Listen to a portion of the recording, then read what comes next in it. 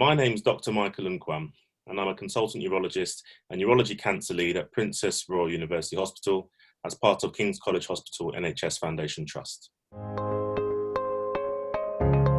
Prostate cancer is the cancer of cells of the prostate, and it's the second most common cancer in men worldwide, behind lung cancer, with over 1.2 million new cases diagnosed in 2018 alone.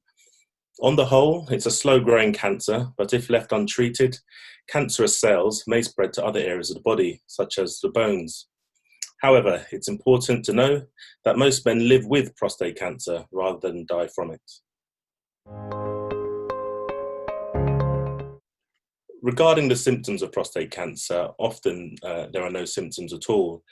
However, symptoms such as difficulty passing urine, as well as blood in the urine, can occur. Interestingly, there's overlap here because these are the same symptoms that healthy men with normal enlarged prostates have. Late symptoms of prostate cancer include back or pelvic pain, leg swelling, and tiredness. So men who experience any of these symptoms should see their doctor for urgent review. Well, in terms of the causes of prostate cancer, we know that prostate cancer incidence increases with age. Hence, age alone is one of the biggest risk factors. Ethnicity is also a factor, and there is strong evidence which tells us men of African heritage are at increased risk of prostate cancer compared to our Caucasian and Asian counterparts. Lastly, genetics does have a role to play, and research has identified several genes implicated in prostate cancer. However, there is no single prostate cancer gene. But what we do know is hereditary prostate cancer does exist. Now, this relates to a cluster of prostate cancer within a family and accounts for up to 10% of men with the disease. It's defined as 3 generations of men affected with 3 first-degree relatives, or 2 relatives under the age of 55. Overall, a man with 1 close relative with prostate cancer, for example, a father or a brother, is twice as likely to develop prostate cancer as a man with no family history of the disease. If 2 close male relatives are affected, a man's lifetime risk of developing prostate cancer is increased 5-fold. Lastly, familial breast cancer confers a greater risk of prostate cancer within a particular family. The BRCA2 gene, otherwise known as the BRCA2 gene, has been particularly identified in this relationship.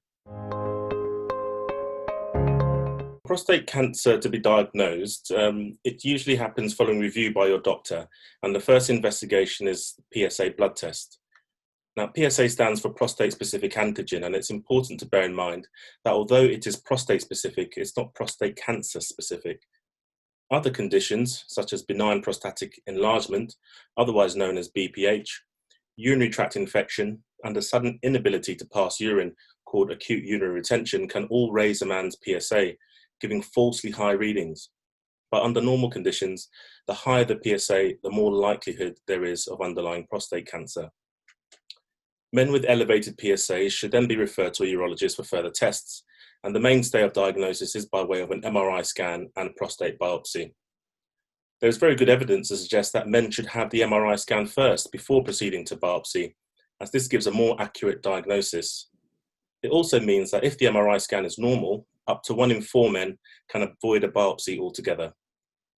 Lastly, there are also blood and urine tests available which can help identify men who should undergo further investigations with MRI and biopsy, particularly if they've had a negative biopsy in the past and their PSA reading remains elevated.